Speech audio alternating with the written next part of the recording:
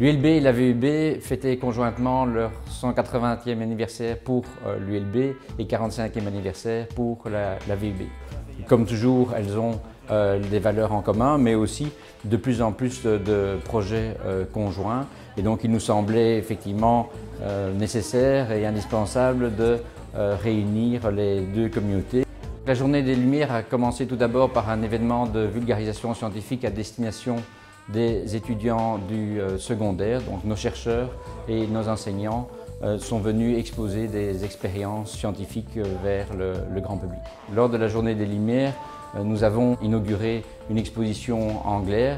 Cette exposition montrait à la fois le lien entre la recherche fondamentale et la recherche appliquée et également les applications qui en découlaient. François Angler a pu également rencontrer les élèves du secondaire lors des animations qui étaient prévues à leur égard. Il a également pu dialoguer avec eux lors des ateliers citoyens et leur expliquer quelques expériences de physique.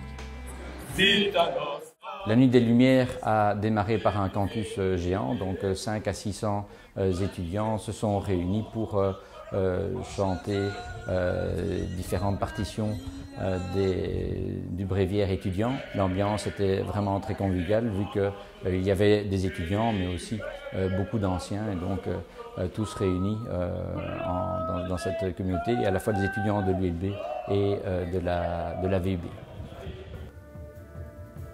La soirée s'est poursuivie par un banquet.